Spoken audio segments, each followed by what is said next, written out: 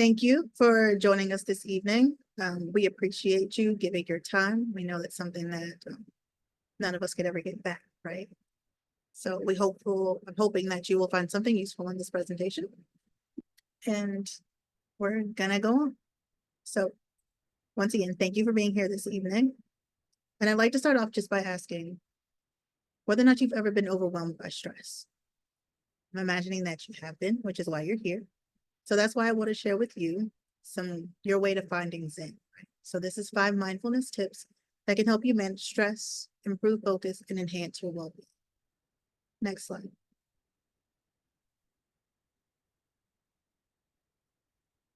So this is part of our Focus on Wellness webinar series that Eden's Counseling Group offers monthly. So we are going to ask that you make sure that you remain muted because this video will be recorded and uploaded on YouTube. And then at the end of it, to actually fill out the feedback form, because that allows us to come up with new topics for everyone in the future. We also ask that you keep your comments and questions to the chat box, just because this will be recorded, and that will also help protect your privacy. You can use there is a react button at the bottom of Zoom that has a thumbs up, it has a yes, no option. So you can use those when we are asking questions during the presentation. So if everybody is on board, if you can give me a thumbs up or a yes, we can move on. All right, I see a couple here. Very good, thank you. Next slide. All right, and so before we actually begin, because this is about mindfulness, I would actually like to begin with a breathing exercise. So I ask that everyone get into a comfortable position.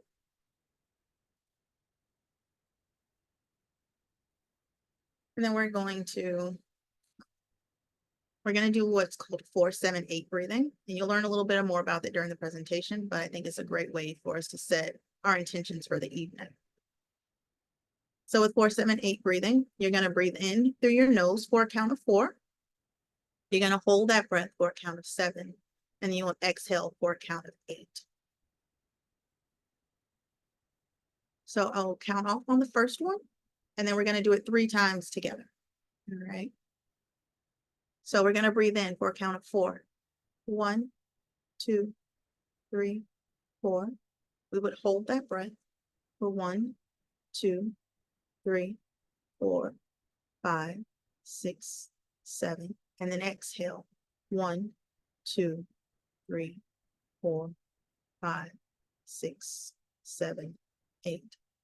If this is your first time doing it, it's okay if you don't exactly match up to the count. The important thing is to make sure that your exhale is at least twice as long as your inhale. So let's do this together, and we'll do a count, 3 counts. So inhale.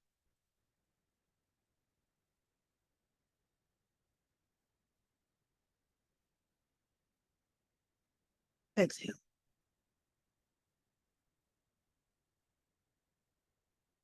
Inhale.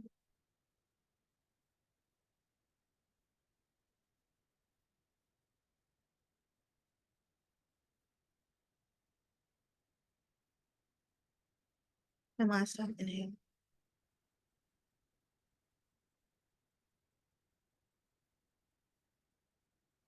Two. So I like deep breathing exercises because they help us focus. Like I said, they help us set intention, and they also help us be more relaxed. So that being done, I'd like to show you our roadmap for the evening. I'll do a brief personal introduction. We'll talk about what mindfulness is, and then we'll walk you through the 5 tips and talk about implementation. I'm your host for the evening. I'm Elizabeth, and I work here at Eden's Counseling. I've been with the group since January. I recently completed my master's in clinical mental health. I also have a master's in business and supply chain management and a master of liberal arts. And I spent the first half of my career climbing the corporate ladder. I worked at the Walt Disney Company in Burbank, California. I worked at Lockheed Martin, both in Palmdale and in Fort Worth. And then I worked for a few other companies here in Houston. I've also spent a little time in the education world.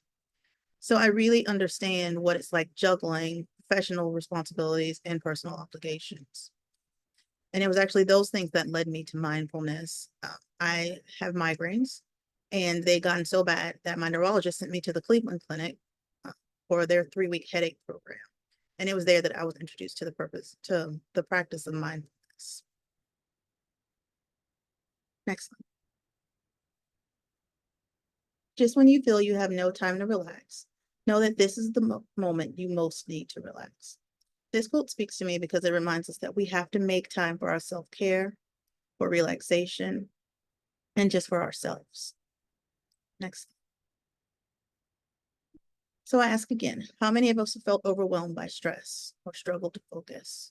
You can just do a thumbs up or a yes, no.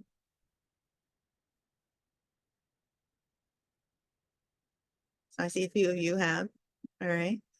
And how many of you have heard of mindfulness? Another thumbs up.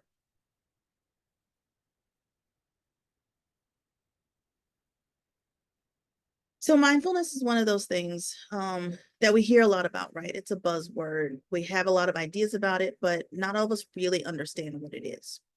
This Time magazine cover is actually from 2014, and it's there just to kind of give us an idea of how long mindfulness has been in the popular consciousness, right? But it's actually a lot older than that. It's rooted in ancient Eastern philosophies like Hindu and Buddhism. And it was popularized in the United States in the 1950s and the 1960s by the beatniks. And then it reached even greater heights in the 70s with the hippies. And that's kind of where our story is going to start.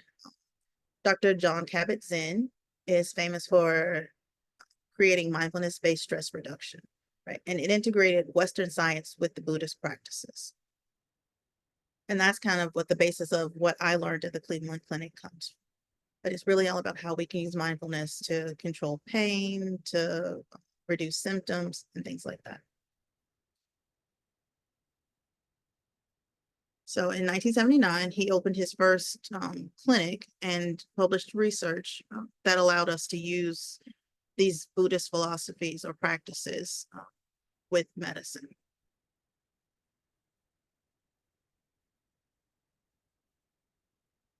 We've also found that this has been helpful, not just with medical issues, but in everyday life. And then it helps with things like corporate settings and to as diverse population as prisons. It's good for parents, it's good for kids. So it's good for all of us. Next slide. So we have an idea of where it came from, how it arose in popularity, but we still don't really have an understanding of what it is. So mindfulness is really just the practice of being present in the moment. It happens when we pay attention right now and non-judgmentally. The non-judgmentally part is the part that trips up a lot of us, right? So a lot of times we're judging our current experiences based on things that happened in the past or things that we want to happen in the future. And mindfulness asks us to let go of that and to just really be present and concerned with this current moment. It is also important to recognize that mindfulness is not just in our mind, right? It's a total holistic experience. So it's our thoughts, our feelings, but it's also our body. So next slide. So this talks about where mindfulness can be useful and also kind of why, right? So we found through brain scans and MRIs that mindfulness reduces activity in portions of the brain, right? And it's those portions of the brain that we can turn down. It allows us to not stress as much, right? And that allows us to focus. It provides clarity, and it even lessens our fear response. So some of the ways that it's helpful in daily life, it helps increase our self-awareness, which helps with confidence, decision-making, communication, and even relationships. And it does that by helping us to slow down in our fast-paced world, right? So people are constantly throwing things at us and expectations. And this is something that helps us to slow down and say, okay, these are the things that I really have to do. And then these are things that I don't have to do. It also allows us to increase our capacity for pleasure because it helps us focus on the things that we are thankful for in our lives. So it's useful for dealing with mental health conditions. So there are several different practices that use mindfulness as a core for treating things like depression or anxiety, even borderline personality disorder. It helps with depression. So mindfulness-based cognitive therapy was developed to treat depression, and then dialectical behavioral therapy is also something that uses mindfulness as its core. And with DBT, what we find is that the meditation portion pushes us to use our wise mind, which helps us with emotional regulation and distress tolerance. And then finally, as we talked about before, it helps with chronic pain. So as evidenced with my migraines, like I said, it's been used with cancer patients, it's been used with back pain, any kinds of things that can be managed with being more mindful of our mood, of our attention. And this is actually going to take us to our next slide. So it takes courage to say yes to rest and play in a culture where exhaustion is seen as a status symbol, right? And so again, that kind of reminds us that we have to make our own decisions about what's going to be important to us, right? I remember when I was working in a corporate office, everybody was comparing how little sleep they got or how many projects they had on their plate. And really the important things and the things that we really need to focus on are where our rest, where our happiness are going to come from, right? So that's going to take us to our next slide and our first tip, which is to be intentional. Because what we find is where our attention goes, our energy flows. So you'll see that there's some questions here, right? And these are all about being pushed along and not really having any direction. And that's where being intentional comes in, right? So once we decide that we're going to sit and look and see what's really important to us, then we find that we're less overwhelmed because we can focus on the things that are actually really important and the things that we actually have to accomplish. It's important for us to remember that we don't control the world around us. We can't control other people. We can't control the weather. We can't control any of those things, but we can control what we focus on and the actions that we take. And so intention setting can be something as simple as starting your day off by writing a list of the things that you want to do, identifying your top goals, or you can make it into a whole practice, right? You can light a candle, do a meditation. It can be an entire process that's around setting your intentions. One of the things from my experience that I found is helpful is that when I was working at elementary school, one of the school counselors would always come on the announcements every day. She said, we were responsible for determining what kind of day we wanted to have, right? So we set that intention.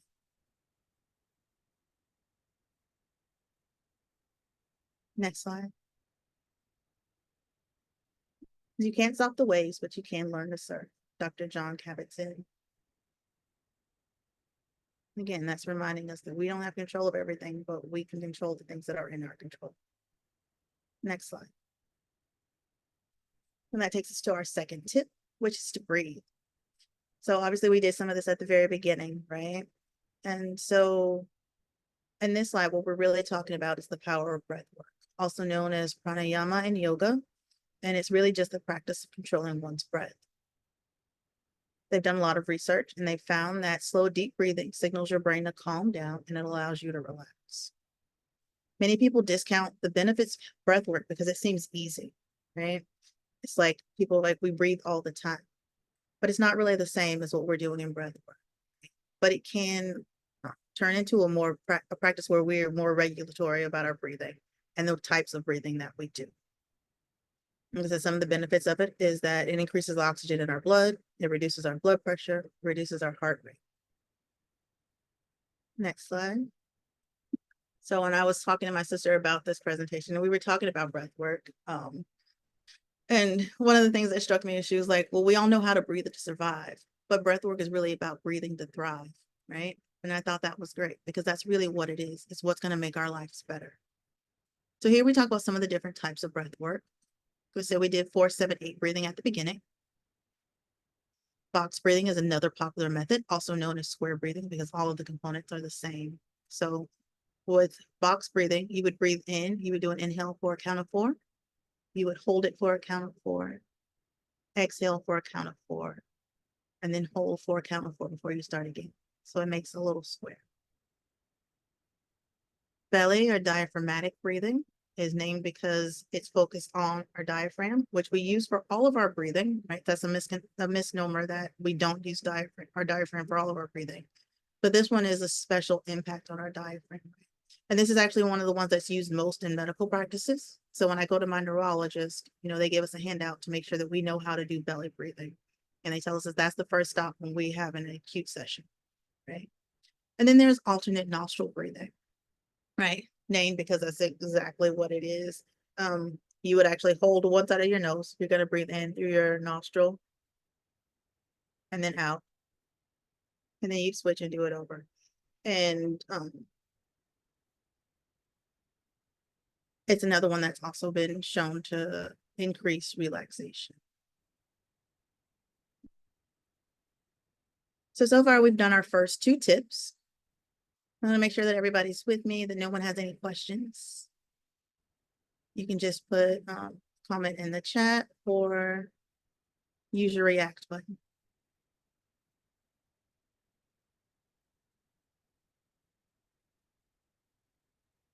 So we're all good? Okay. All right. Next slide. When you reframe, why is this happening to me, to what is this trying to teach me, everything shifts. So once again, it's all about the way we approach it. So on our next slide, it's going to take us into our 3rd tip. And we get into meditation. So a lot of people confuse meditation and mindfulness. Meditation is a part of mindfulness, but it's not the entire thing, right? So mindfulness is a much larger umbrella. Meditation is actually just a focused attention and awareness, right? You're focusing your mind to achieve mental, emotional, and physical calm. Mindfulness meditation has been shown to reduce stress, to reduce anxiety, to improve depression symptoms, as well as helping us to focus and with emotional regulation. Part of this is because they believe that meditation, well, actually, they've done research that shows that meditation promotes the same psychological effects as the early stages of sleep, right? And that's something that we know none of us get enough of, right? So just a little bit of meditation can help us regain some of that loss. Next slide. So some important reminders when we're thinking about meditation, you can meditate anywhere. So if you have to, you can meditate at your desk, you can meditate in your car, but it is best to find a quiet place so that you can sit and be comfortable, right? You can sit or lie down. You want to make sure that you close your eyes or soften and lower your gaze, right? So in some places, we're not comfortable closing your eyes. It may feel too vulnerable, right? So in that case, you can really just lower your gaze. The point is that you don't want to be fixated on something, right? You want to focus on your breath, inhaling and exhaling slowly. Another myth is that you have to be completely still and that your mind has to be completely empty, right? That's almost impossible for most of us, right? So those things aren't necessary. When a thought comes to us when we're meditating, we want to take note of it and come back to it later. Meditation doesn't have to take a long time. You can see improvements in daily function with just a few minutes. So some examples of meditation are progressive muscle relaxation, guided visualizations, and body scans. And it's an important note that people who are neurodivergent may have a hard time with meditation, but regular practice can help them overcome. So right here, I want to do a gratitude meditation. I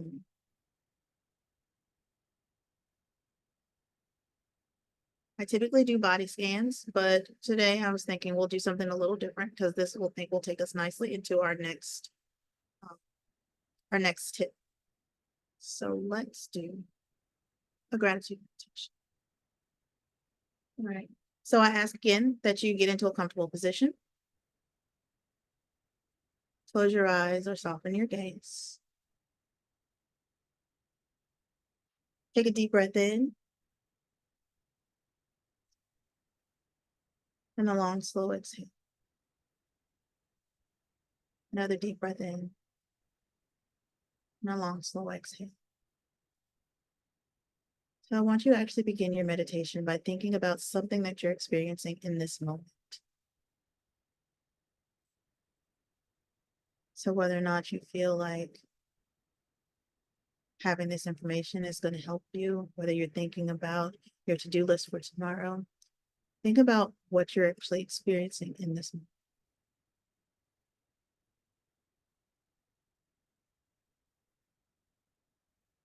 And then I want you to actually let appreciation and gratitude arise and fill your body and mind for that thing, whatever it is. Okay? For Eden's counseling, offering these sessions, for being able to provide lunch for your kids tomorrow, for having a job that you have to do presentations for tomorrow. Whatever that experience is that you're feeling right this moment, allow yourself to appreciate and express gratitude for it, for what it's bringing to your life.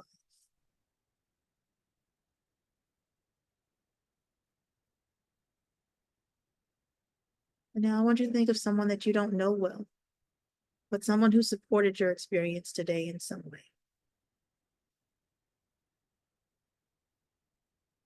It could be a bus driver, it could be the person who stocked the fruit in the grocery store, or the author of the book that you're reading right now. I want you to allow yourself to feel how you've benefited from the gift of their work, how your life would have been different if those people hadn't been doing the things that they needed to do. And allow yourself to feel appreciation and gratitude. Then I want you to think about the tools that you use to support your work in your life, right? Now we're on a Zoom call, so the technology that's involved in that. People who built your computer or the phone that you're on for this Zoom call. The people who built the building that you're in as providing your shelter.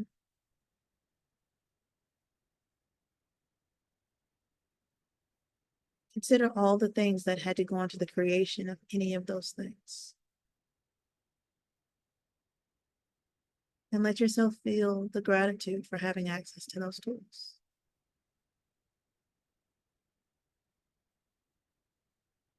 And for the last thing, I want you to bring to mind somebody that you care about. I want you to actually picture them in your mind. Think about what this person means to you, what you appreciate about them, who they are, and what you've experienced together.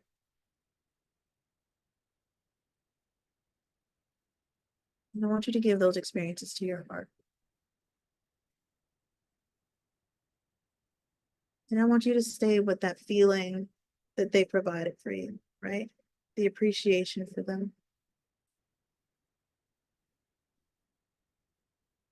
Let the gratitude flow from your head all the way down to your toes. I want you to feel it as it fills your body completely as you breathe in and breathe out. Breathe in and breathe out. Recognizing that you are fully alive and present in this moment. I want you to finish and gently open your eyes. Return your awareness to this presentation. And think about how you feel. Whether or not feeling that gratitude has helped you at all in terms of your mood or your appreciation for a person or a thing. It even brought up awareness of something that you wouldn't have thought about before. Next slide. How we pay attention to the present moment largely determines the character of our experience and therefore the quality of our lives. So going back to our definition of mindfulness, right? We have to let go of the judgment. We have to experience each moment for what it is. Next slide. So that leads us back into being grateful. So practicing mindfulness increases our awareness and appreciation of the present moment, which leads us into gratitude, which has been shown to improve our outlook on life and our overall life content. Next slide. The most powerful thing that I've seen for gratefulness is gratitude journaling. And it's actually been labeled as the secret to happiness, right? So there was a Yale University study that compiled a lot of research about happiness in the US, right? And some other Western countries, but mainly in the US. And they found that 5 minutes spent on gratitude can increase your happiness by 25%.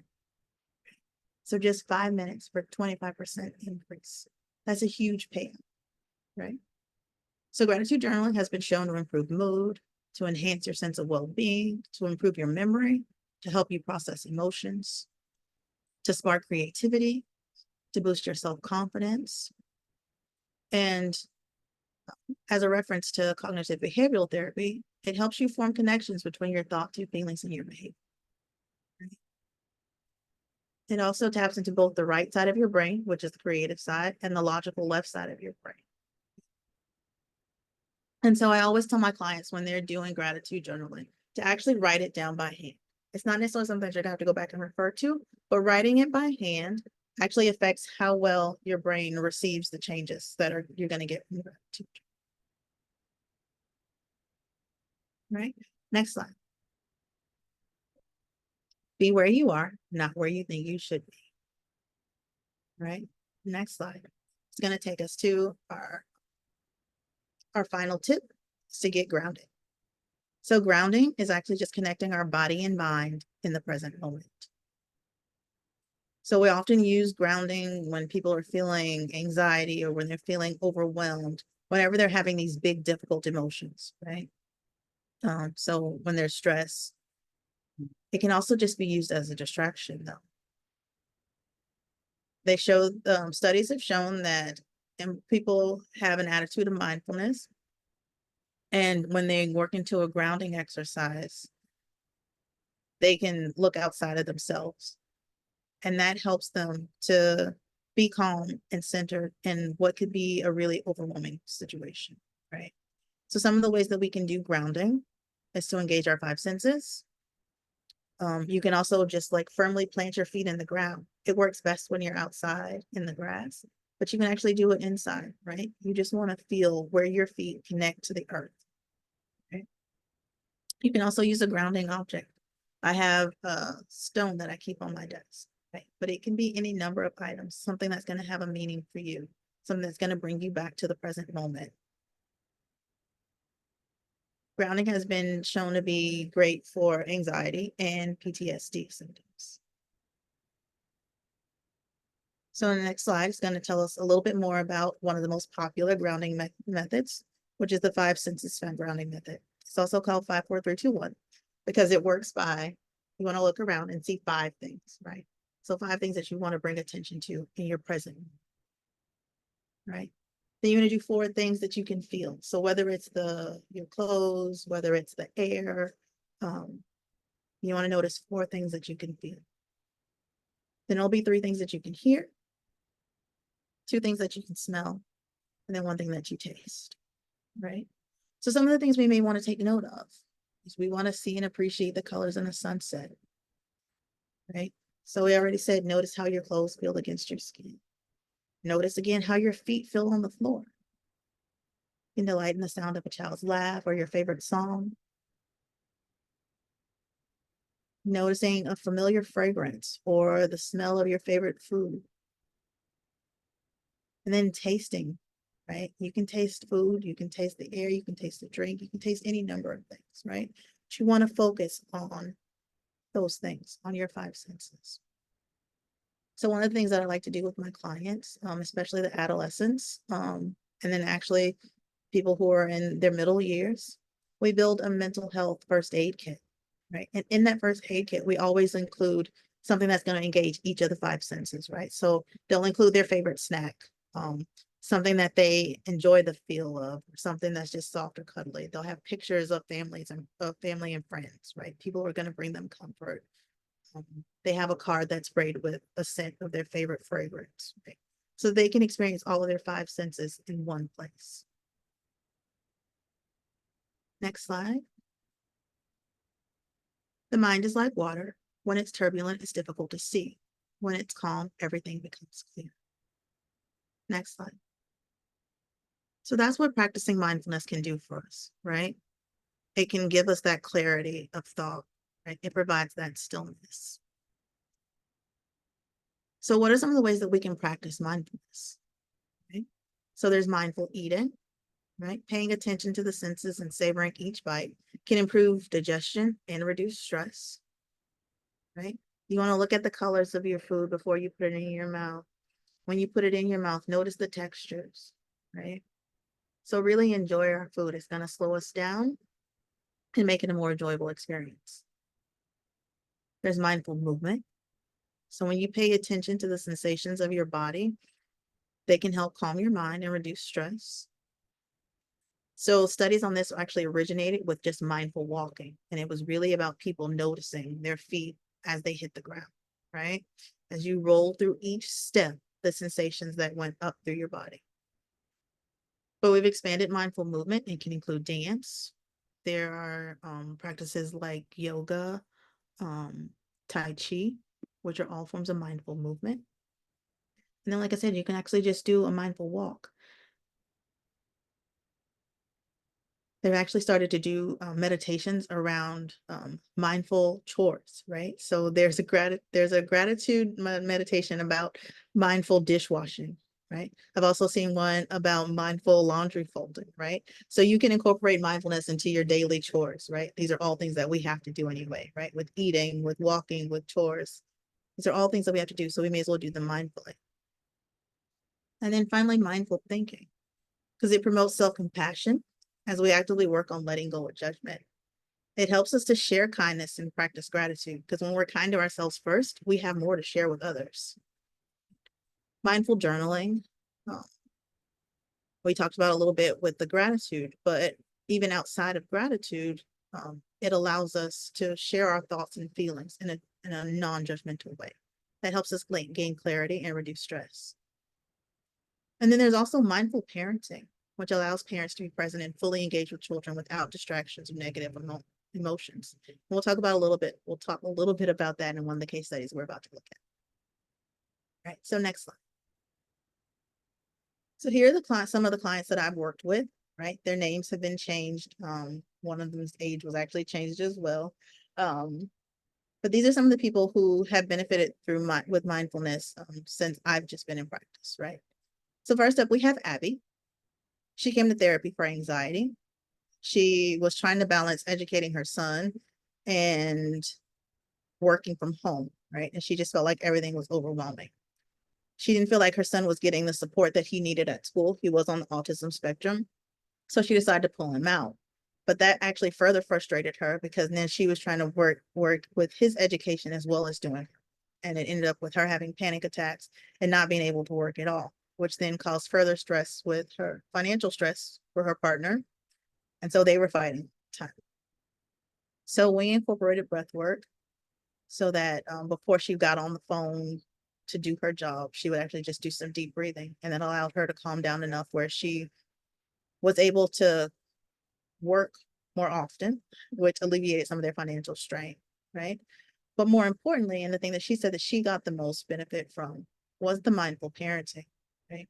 So when she was working on education type things with her son, she said she always got so frustrated because he wasn't doing what she thought he needed to do. And when she let go of the judgment and let him be what he needed to be in that moment, she was able to get through a lot more of his work. And she said it was, neither one of them ended up frustrated at the end of it. So that was important for her work, but also for her parenting, right? Next, we have Brian. He came to therapy after a bad breakup. And he said that he was at an age where he was ready to get married and start a family, but he was worried that he made bad relationship decisions. And, after we reviewed his history of breakups, that was kind of true. He also was worried that he thought that a relationship was the next step for his career, because all of the people at his level and higher all were married with families. And so he felt like he was behind and he needed that for his next promotion. So he was actually someone who loved to write. And so we incorporated journaling very early on. So he was able to look at all the things that he was grateful for, the things that he really did enjoy, even in these bad relationships. And he worked on setting intentions so that he could look at what he really wanted, right? And so he's on a much better path now. He's dating someone who it seems like it may work out. We never know. But until he clarified what it actually was that he was looking for, he wasn't able to do that. Next slide. So Christy is 14, so she's slightly different. She came in with PTSD. Her grandparents actually put her in therapy. She didn't want to be there at first. She was withdrawing socially from her family and her friends, which is what her grandparents were concerned. Um, as I mentioned, she did have PTSD from, she was actually sexually assaulted a few months before she came to therapy. And that was what was causing a lot of her issues, right? She also had some abandonment issues because she had been passed around from her mom to her dad and then to her grandparents finally. But it was really the triggers from the PTSD from the sexual assault that was causing the withdrawal. She's like, whenever people got close to her, she would start to feel triggered. And so her idea was to just stay away from everything. So we actually incorporated a lot of grounding techniques so she could use those during class. She was actually allowed to take in not a stress ball. So she could use that in class when she started to feel like she was getting stressed out. We incorporated mindful movement, and she actually ended up on the dance team by the time we're still working together, but towards the end of our treatment. And we incorporated a lot of mindful art, right? So we were drawing things about what her current emotion was and what it was going to mean to her, or just her current mood, right? So we incorporated a lot of things that she felt like helped her to express herself, but then also reduced her triggers. So she was able to start getting hugs from family members or hanging out with friends, which is really important for, the age of socialization that she's at.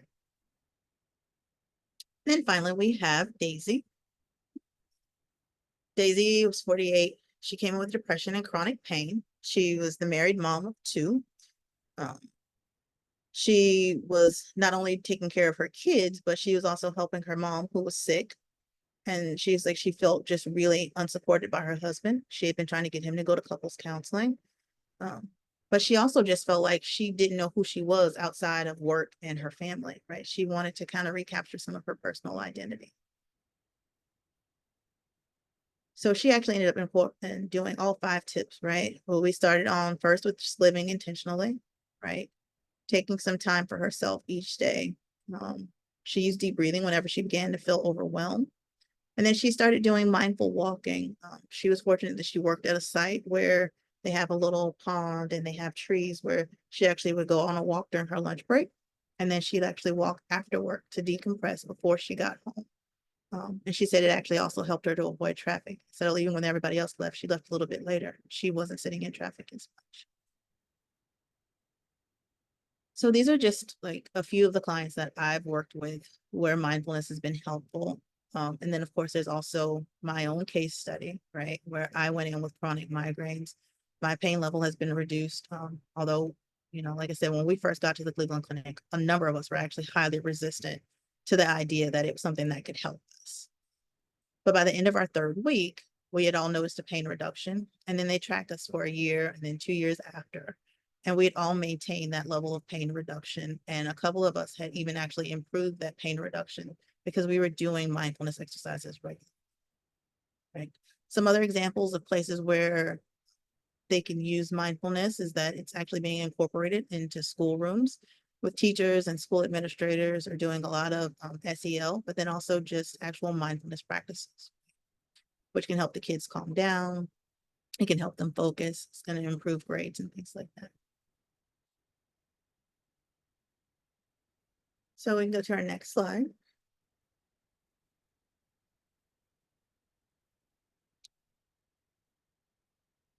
And so we talked a lot about mindfulness and how it can help us, right?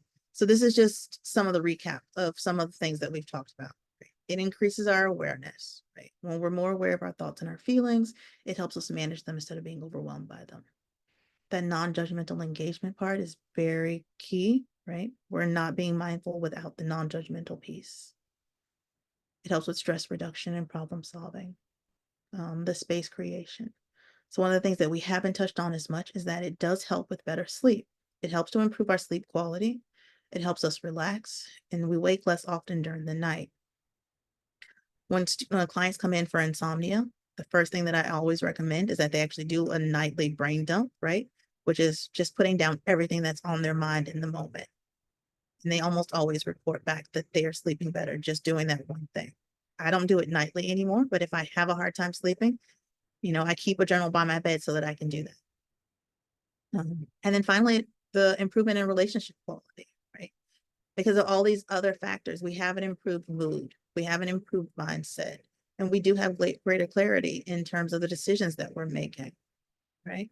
And that's going to help us build stronger, more impactful experiences and relationships. Next slide. The most precious gift we can offer others is our presence. When mindfulness embraces those we love, they will bloom like flowers. So this is really about the impact on relationships and those who are closest to us. Next slide. So if we put together a mindfulness routine, right, we can start our day with gratitude and intention setting. Practice a few minutes of meditation. We can proceed mindfully through our day, whether that's with mindful movement, mindful thinking, mindful eating. And if we end the day with reflective or gratitude journal, right? We built an entire practice that doesn't take a whole lot of time, but has offered us a lot of benefits. So next slide. So here, if you have any questions, you can put it in the chat box, or also if you just want to let us know how you think you're going to integrate mindfulness into your everyday life.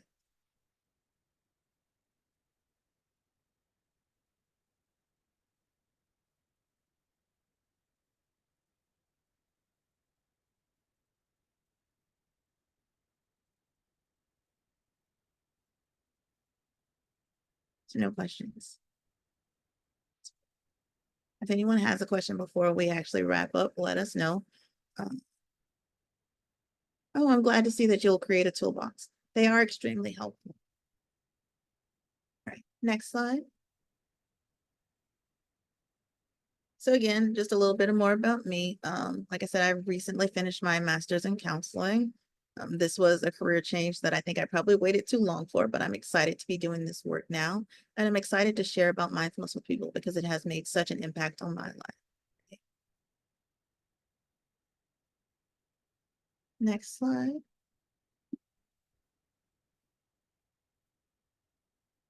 Right. So if you want more information about mindfulness or about working with any of the therapists at Eden's group, you can call or text, and then you can also schedule online. And they do offer free 15-minute consultations if you're trying to find a therapist who's going to be the best fit for you. The administrative team is available Monday through Friday from 8 to 5. So if you have questions, a lot of the questions can be answered by them. Next slide.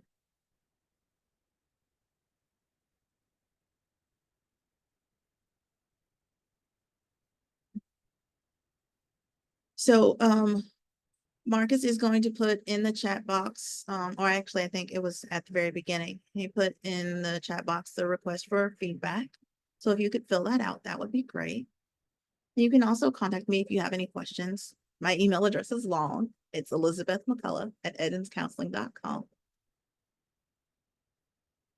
And I do believe they are sending out the presentation, so you'll have it to reference. And again, also, you could also call the office and ask for me. So I hope that you leave this presentation feeling inspired to incorporate at least one mindfulness practice into your daily life. It really can be life-changing. And remember that you are capable of finding your inner peace. I'll hang around a little while longer just to make sure there are no questions, but that is it for me tonight.